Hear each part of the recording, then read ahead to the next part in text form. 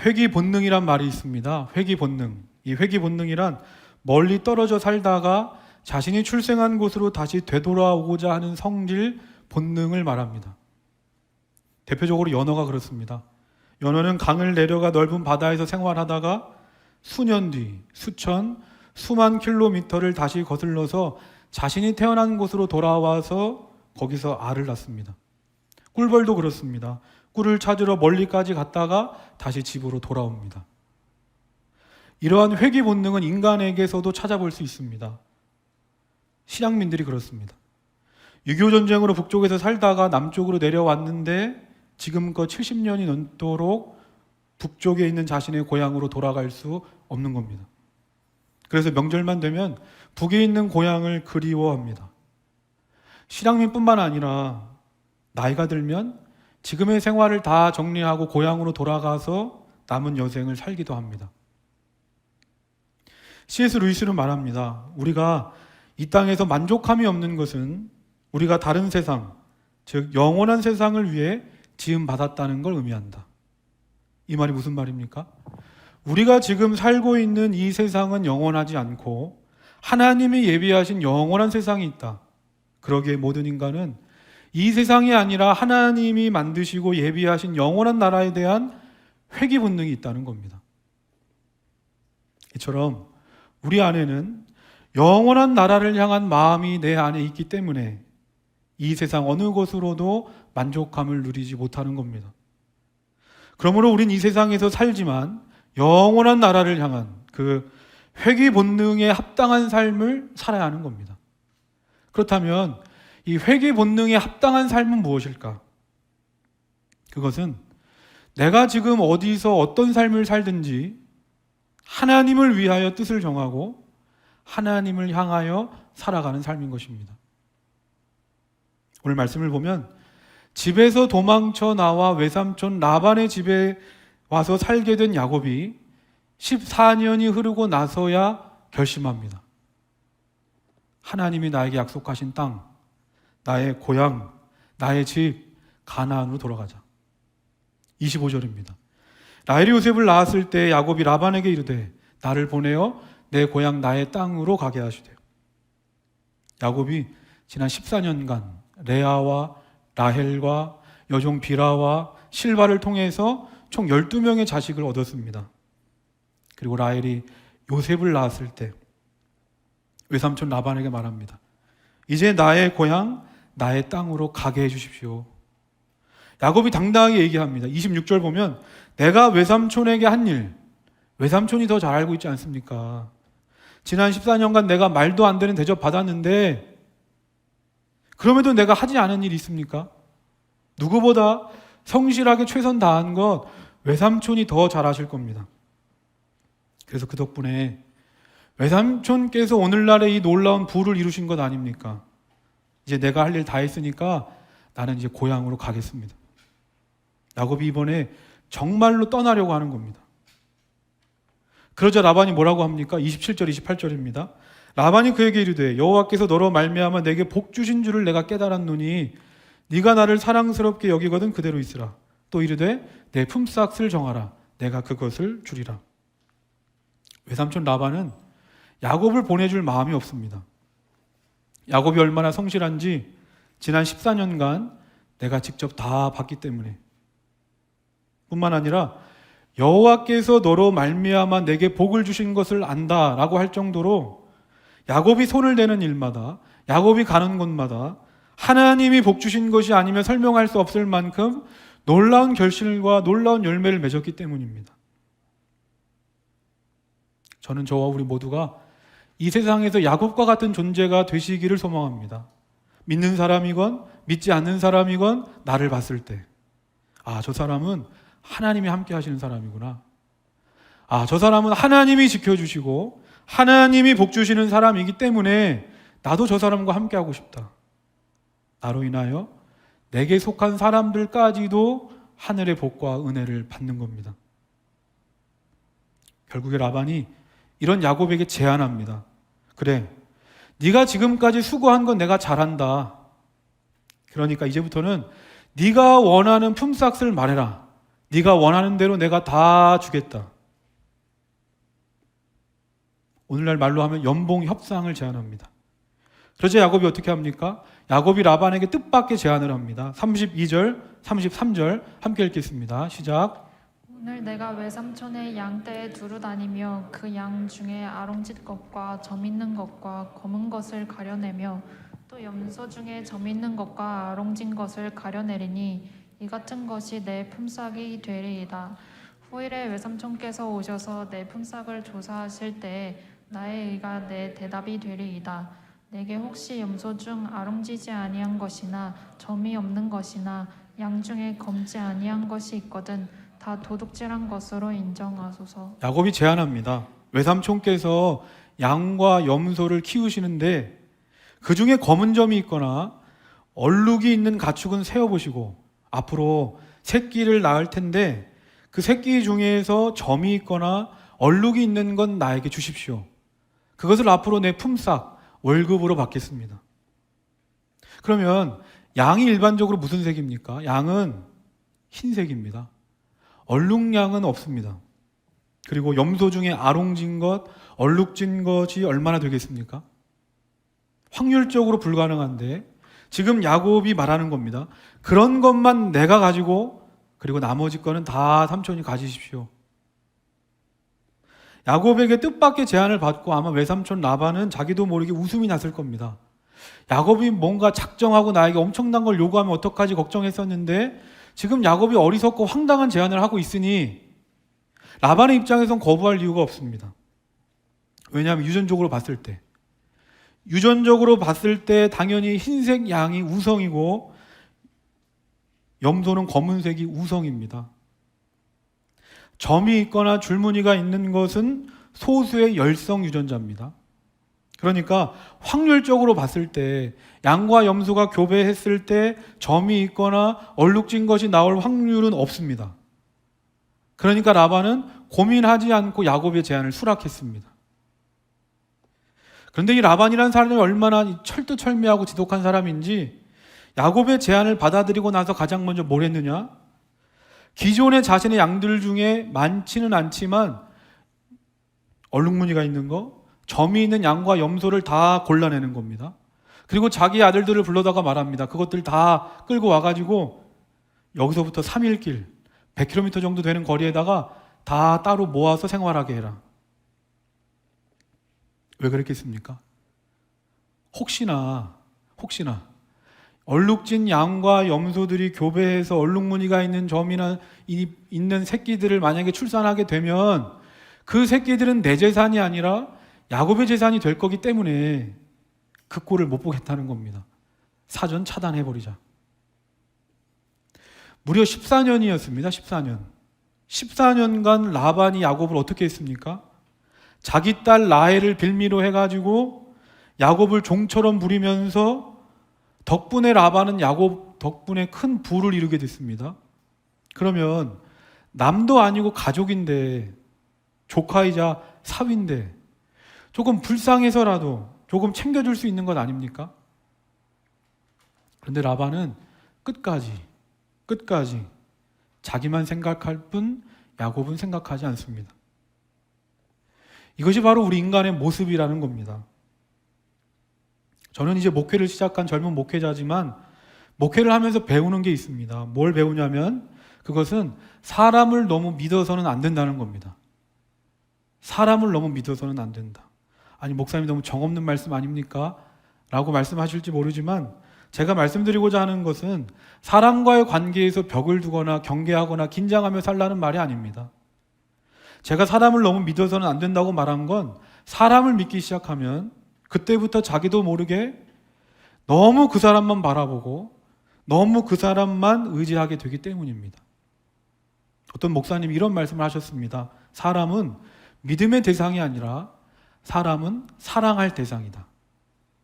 사람은 믿음의 대상이 아니라 그저 내가 섬기고 사랑해야 할 대상이라는 겁니다. 이 말씀에 동의하십니까? 한 번씩은 다 경험해 보셨을 겁니다. 저 사람을 믿고 내가 어떤 일을 시작했는데 무언가를 했는데 갑자기 안 된다는 겁니다. 자신은 못하겠다는 겁니다. 아니 이제 와서 어떻게 그럴 수 있냐고. 내가 당신 믿고 이렇게 일 시작했는데 이제 와서 그러면 어떻게 하냐고 따지고 싶을 마음이 아마 굴뚝할 겁니다. 그런데 조금만 생각해 보면 그 사람에게 뭐라고 할 게 없습니다. 다 자기 상황과 환경에 따라서 이익에 따라서 결정한 것이기 때문입니다. 나도 때마다 일마다 흔들리면서 살아가는 난데 나도 이런 나 자신을 믿을 수가 없는데 어찌 다른 사람 누구를 믿을 수 있겠습니까? 오늘날 교회에서 사람들이 떠나는 이유는 뭡니까? 한 가지입니다. 하나님에 대해서 실망해서가 아니라 사람에 실망했기 때문입니다. 사람에 실망했기 때문에. 믿는 사람이 어떻게 그래? 목사가, 장로가 어떻게 그렇게 살 수 있어? 저런 사람이 믿는 하나님, 저런 사람이 다니는 교회 나 다닐 수 없다. 그렇다면 오늘 우리가 교회 다니고 신앙생활 하는 이유가 뭡니까? 하나님 때문입니다. 하나님을 믿으려고 교회 다니고 신앙생활 하는 겁니다. 그런데 어느샌가 나도 모르게 우리의 관심과 방향이 다 사람에게만 몰려있지 않습니까? 그래서 사람 때문에 교회를 떠나고 사람 때문에 신앙생활 그만둔다면 이것이 얼마나 안타까운 일입니까? 기억하시길 바랍니다. 사람은 믿음의 대상이 아니라 내가 섬기고 사랑함으로 살려내야 할 사명의 대상인 것입니다. 이후에 야곱이 어떻게 합니까? 37절부터 39절까지 함께 읽겠습니다. 시작. 야곱이 버드나무와 살구나무와 신풍나무의 푸른 가지를 가져다가 그것들의 껍질을 벗겨 흰 무늬를 내고 그 껍질 벗긴 가지를 양떼가 와서 먹는 개천의 물 구유에 세워 양떼를 향하게 하매 그때가 물을 먹으려 올 때 새끼를 베니 가지 앞에서 새끼를 뱀으로 얼룩얼룩한 것과 점이 있는 아롱진 것을 낳으니라. 당시 중동의 목자들에게는 속설이 하나 있었다고 합니다. 무슨 속설이냐면 나무의 껍질을 벗겨내서 동물에게 보여주면 그 모양대로 새끼를 출산한다. 오늘 말씀에 야곱도 그랬습니다. 버드나무, 살구나무, 신풍나무 가지의 껍질을 벗겼습니다. 껍질을 벗기면 아무래도 나무의 가지의 껍질을 벗기니까 밝은 면도 있을 것이고 어두운 면도 있을 겁니다. 그렇게 울룩불룩해진 것을 물을 먹으러 온 양 앞에 세워두고 그것을 본 양이나 염소가 교배하면 얼룩덜룩한 점이 있는 새끼를 출산한다는 겁니다. 그런데 이 야곱도 보통이 아닌 것이 그 나무 껍질 벗긴 것을 아무 때나 물 마시는 데 세워둔 게 아니라 건강하고 튼튼한 양이 올 때만 그 나무 껍질을 거기다 세워뒀다는 겁니다. 만약에 약하고 병든 양이 오면 그 껍질을 세워두지 않는 겁니다. 왜 그렇겠습니까? 자신은 건강하고 좋은 양의 새끼만을 가질 건데 그리고 약하고 병든 건 내가 갖는 게 아니라 다 외삼촌 라반이 가져야 하니까 야곱이 머리를 쓴 겁니다. 그런데 이게 정말 말이 되는 얘기입니까?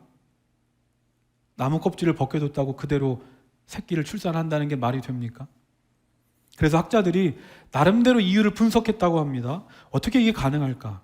나무의 껍질을 벗겨내면 껍질에서 냄새가 날 것이고 그 냄새가 동물들의 발정을 촉진할 수도 있다. 그리고 물을 마시면서 나무 껍질을 계속 보면 자기도 모르게 그 시각적 잔상이 남아서 새끼를 출산할 때 영향을 줄 수도 있다. 그러면 정말 이러한 이유로 유전학을 깨고 그때부터 양과 염소들이 얼룩덜룩한 새끼들을 출산할 수 있는 게 말이 되는 얘기입니까? 말도 안 되는 얘기입니다. 그런데 예수님을 믿고 나서 우리가 믿음의 삶을 살다가 보면 우리 삶에도 말로는 설명할 수 없는 일들, 말로 설명할 수 없는 기적과 같은 일들이 우리 삶에도 일어난다는 겁니다. 창세기 31장 11절 12절입니다. 꿈에 하나님의 사자가 내게 말씀하시기를 야곱아 하기로 내가 대답하기를 여기 있나이다 하매 이르시되 내 눈을 들어보라 양떼를 탄 순양은 다 얼룩무늬 있는 것, 점 있는 것과 아롱진 것이니라. 라반이 내게 행한 모든 것을 내가 보았노라. 야곱이 양들을 돌보면서 지난 14년간의 노하우 경험 아니면 운이 좋아서 얼룩진 양이나 염소 새끼들을 얻은 것이 아니라 하나님께서 주셨다는 겁니다. 하나님께서 주셨다. 하나님께서 야곱에게 말씀하십니다. 내가 다 지켜보고 있다.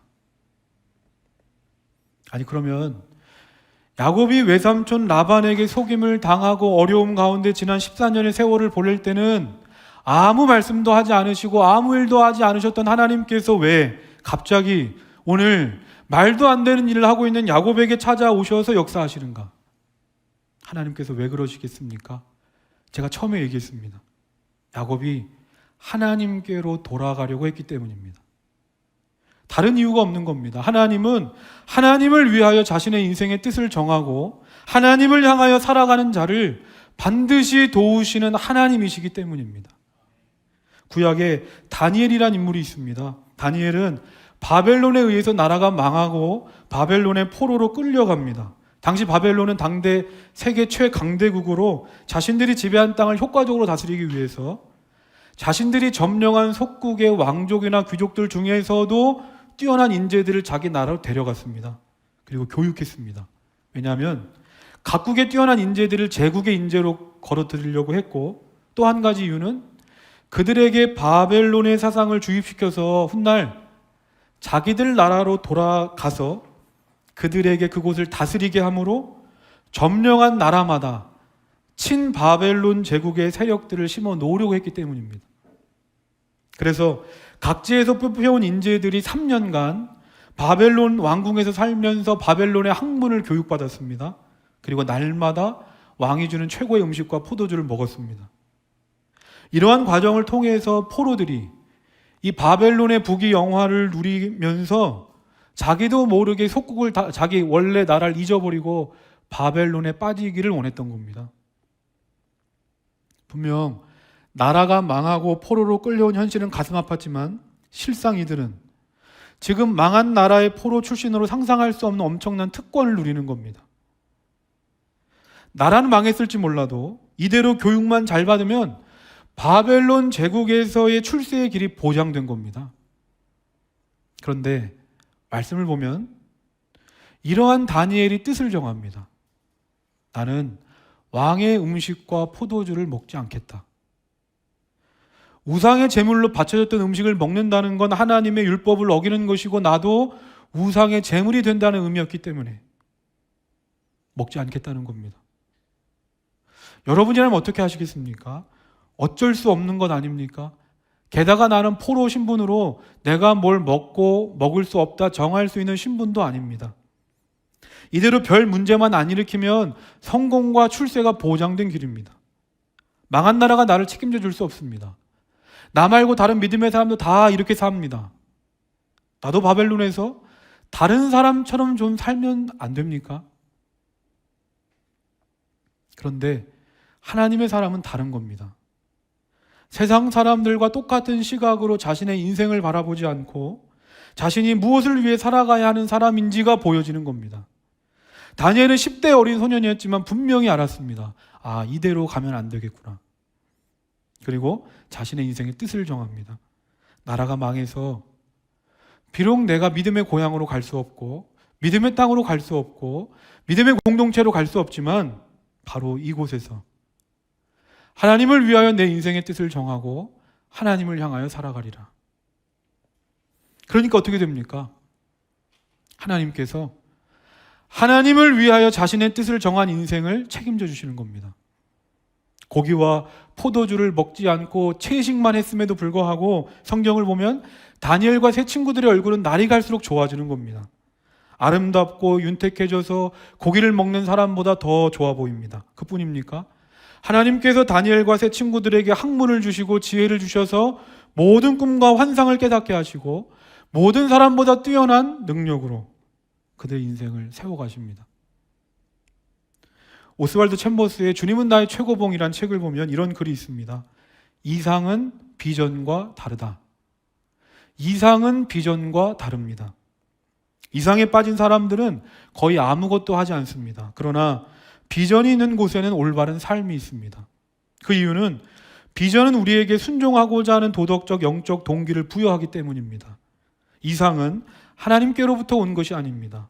우리들이 흔히 생각하는 이상이라고 하는 것은 환경이나 나의 판단에 의해 좌우될 때가 많습니다.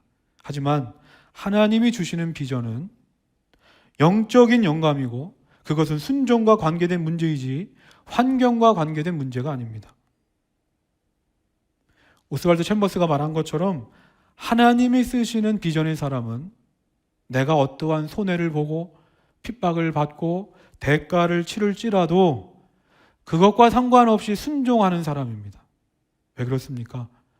당장 내 눈에는 길이 없는 것 같이 보인다 할지라도 길이 없는 것이 아니기 때문에 예수님께서 어떤 상황 속에서도 길이 되시고 진리가 되시고 생명이 되시기 때문에 내가 믿음으로 선택하여 뜻을 정하고 순종하여 가는 길이 복잡하고 캄캄해 보여도 반드시 하나님께서 열어가시는 길이 있음을 내가 믿기 때문입니다.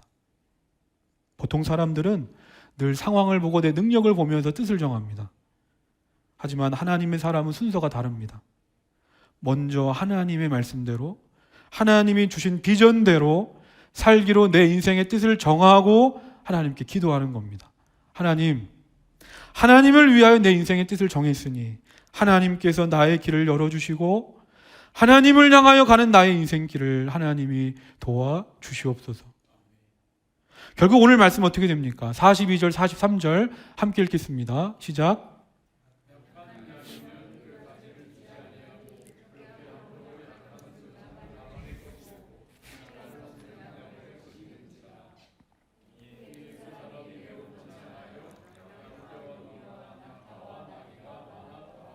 야곱이 라헬에게 특별한 제안을 하고 6년이 지났습니다.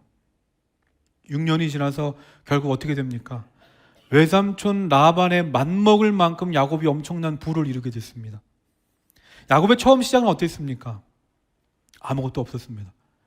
형을 피해서 야반 도주해서 가까스로 외삼촌 라반의 집에 와서 라반이 말도 안 되는 요구를 해도 아무 말도 할 수 없을 만큼 불쌍한 인생이었는데 지금껏 모든 것이 라반의 뜻대로만 되어가는 인생이었습니다.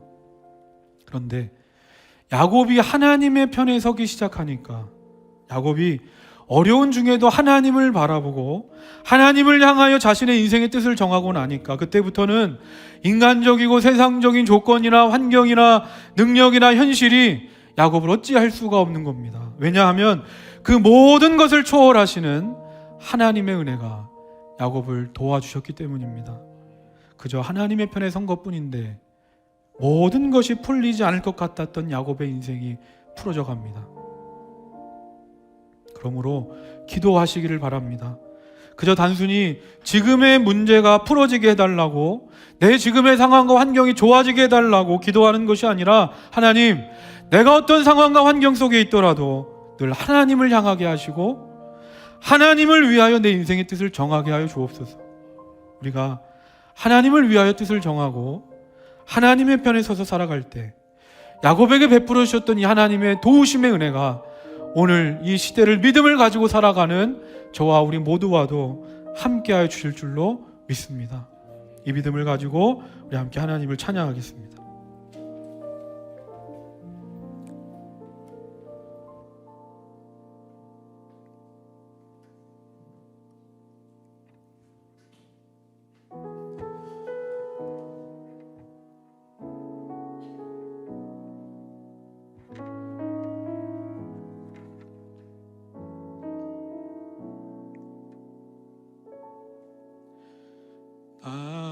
나의 등 뒤에서 나를 도우시는 주,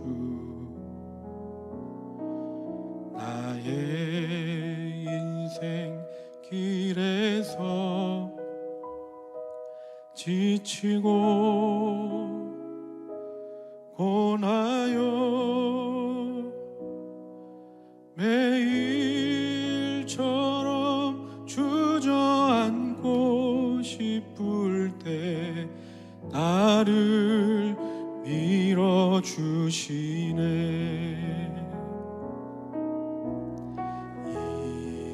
일어나 걸어라, 내가 새 힘을 주리니. 일어나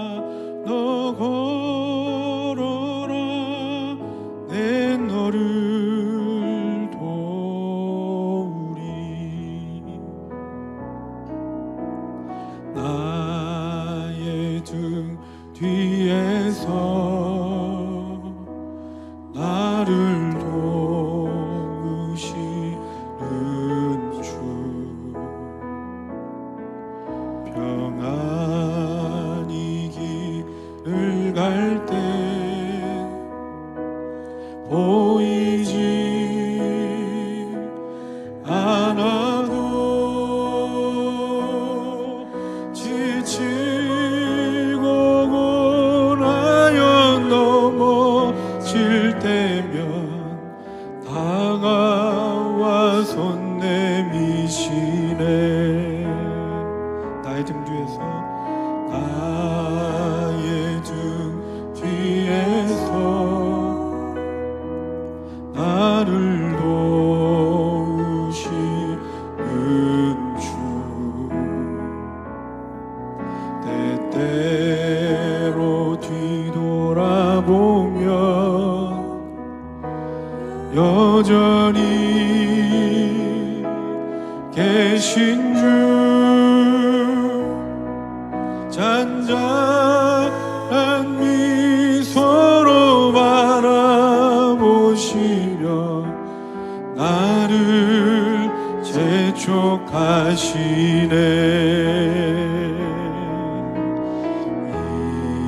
일어나 걸어라, 내가 새 힘을 주리니.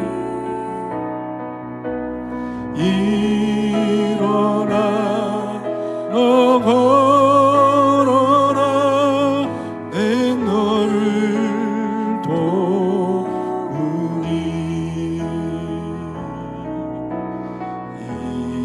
일어나 걸어라, 내가 새 힘을 주리니. 일어나 너 걸어라, 내 너를 도우리.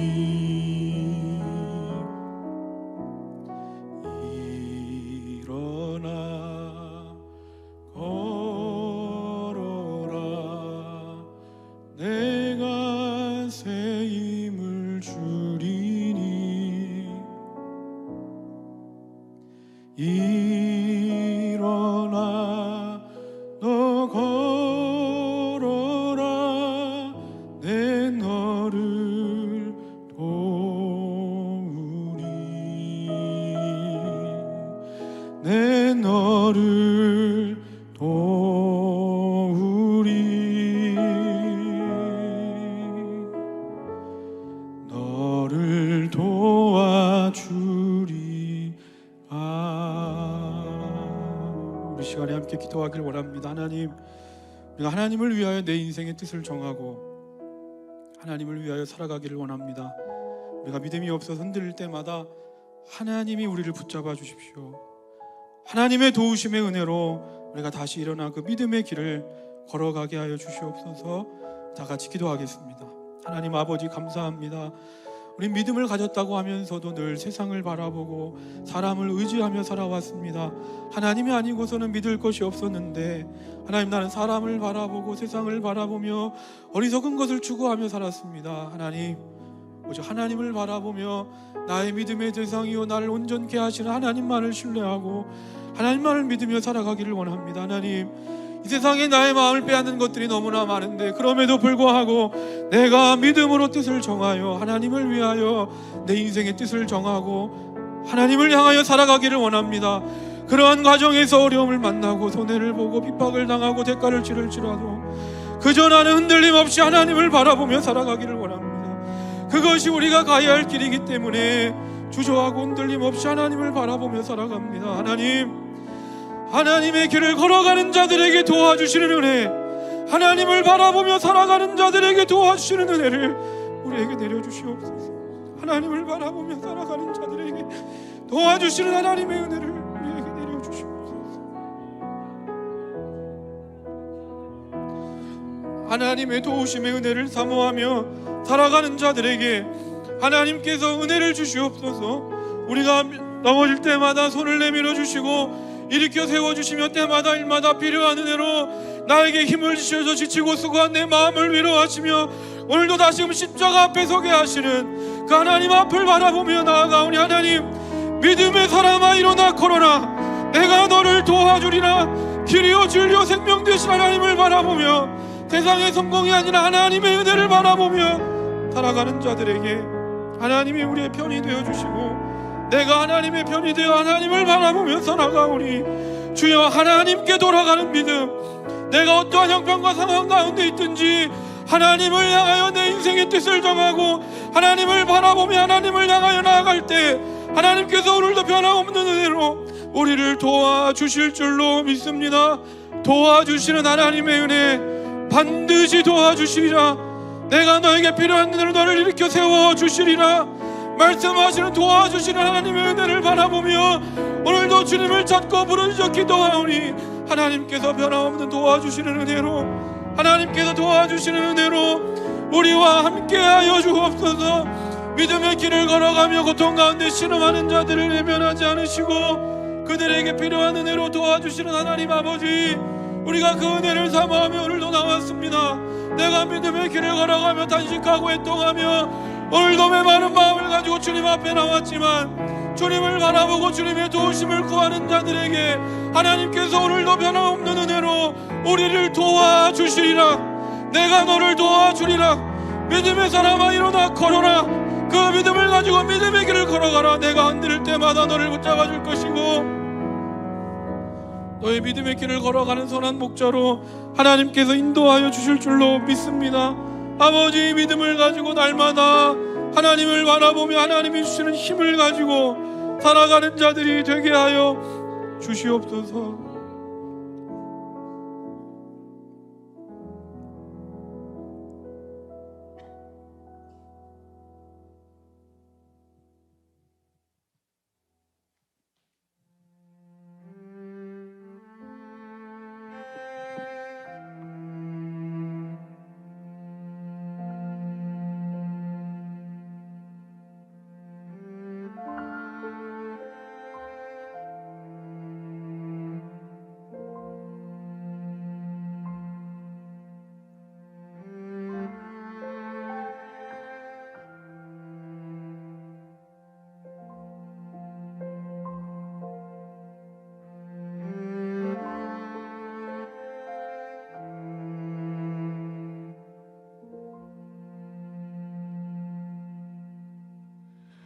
우리 주는 위대하며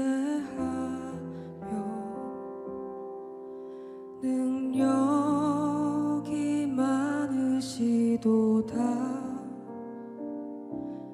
그의 지혜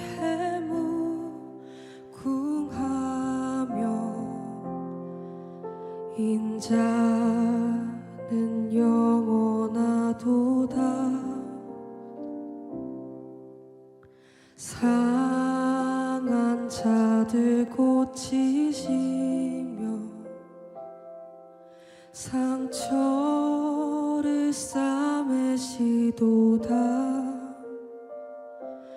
별들의 수를 세시며 이름을 붙이셨도다. 그가 구름으로 하늘을 덮으시며 땅을 위하여 비 준비하시니 예루살렘아 여호와를 찬송할지어다. 내 하나님을 감사함으로 그 앞에 나가며 주임제 앞에 경배해.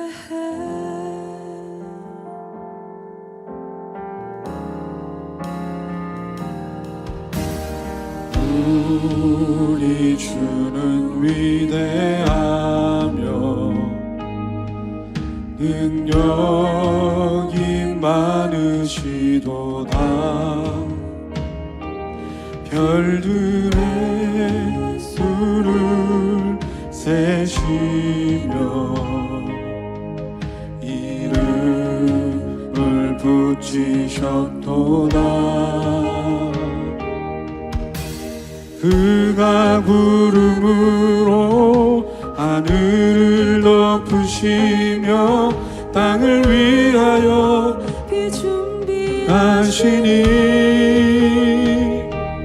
예루살렘아 여호와를 찬송할지어다. 내 하나님을 감사함으로 그 앞에 나가며 주 임재 앞에 경배.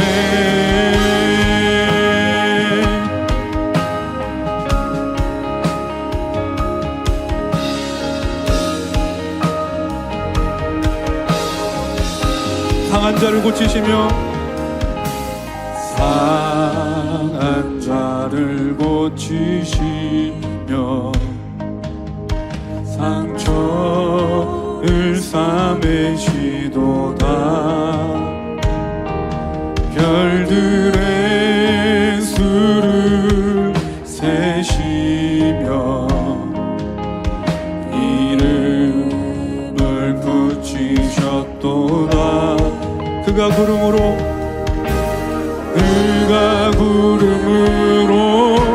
하늘을 덮으시며 땅을 위하여 비준비하시니 예루살렘아 여호와를 찬송할지어다. 내 하나님을 감사함으로 그 앞에 나가며 주 임재 앞에 경배. 예루살렘아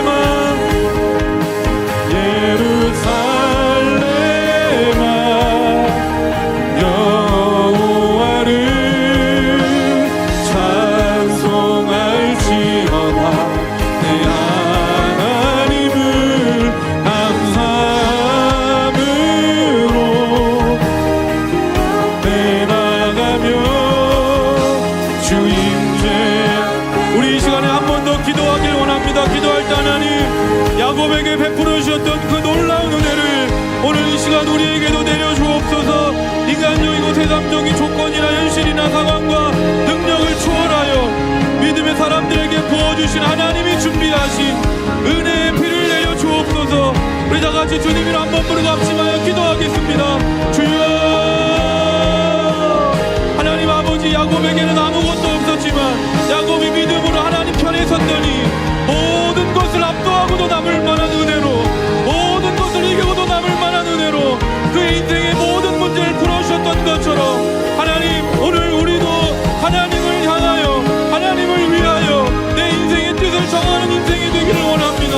하나님, 우리에겐 하나님의 은혜가 필요합니다.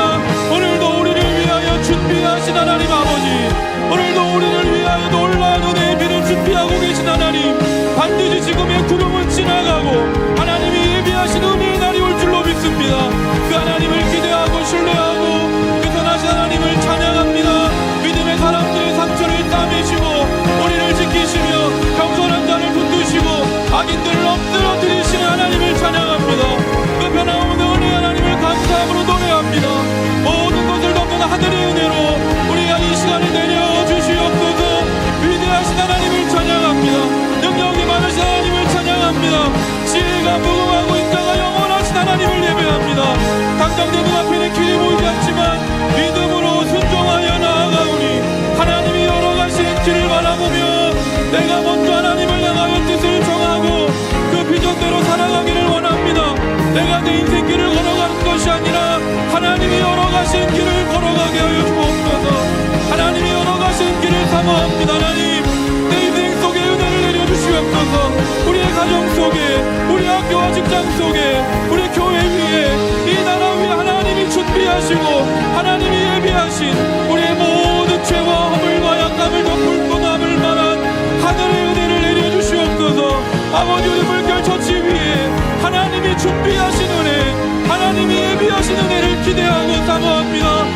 어떠한 영혼이 주 앞에 나오든지 우리 물결같이 예배를 통하여 영혼이 살아나고 하나님의 은혜를 통하여 치유받고 회복되며 생명력 있는 은혜의 삶을 우리가 살아가기를 원합니다.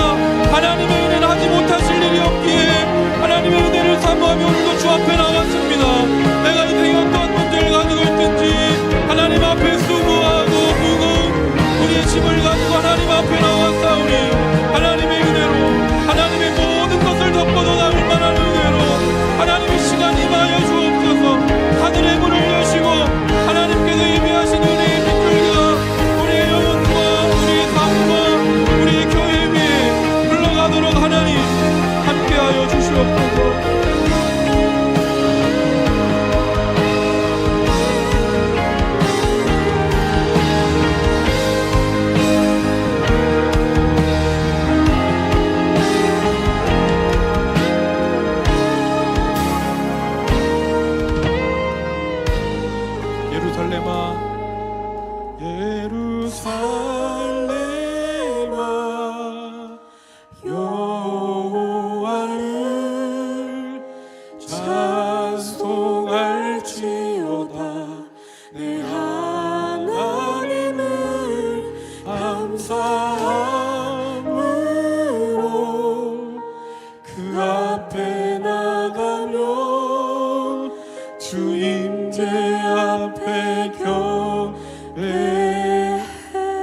오늘도 우리를 위하여 은혜를 준비하신 하나님께 감사의 박수 올려드리겠습니다.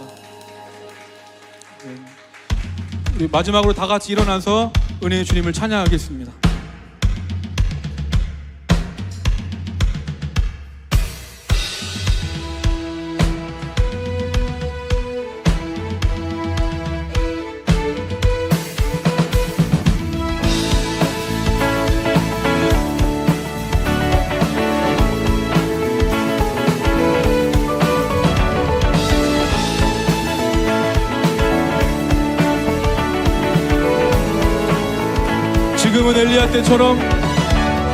지금은 엘리야 때처럼 주 말씀이 선포되고 또 주의 종 모세의 때와 같이 언약이 성취되네. 비록 전쟁과 기근과 핍박 환난 날이 다가와도 우리는 광야에 외치는 소리 주의 길을 예비하나.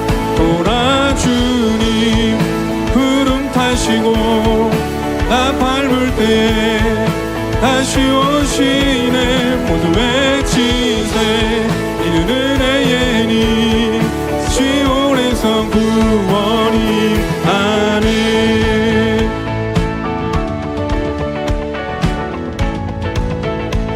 에스겔의 환상처럼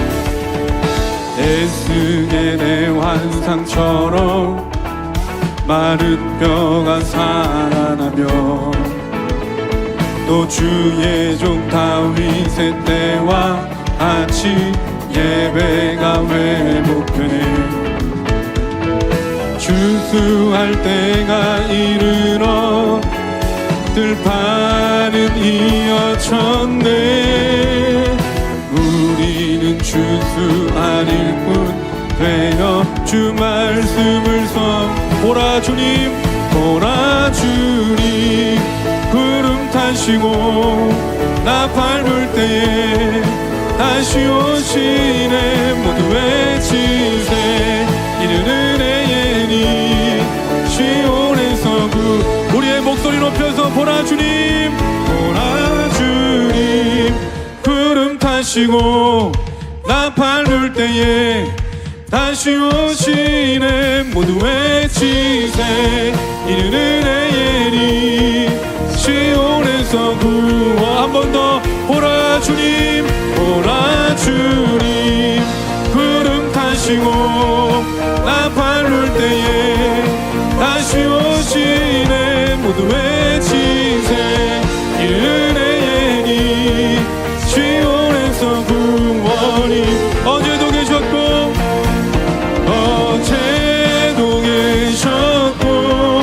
오늘도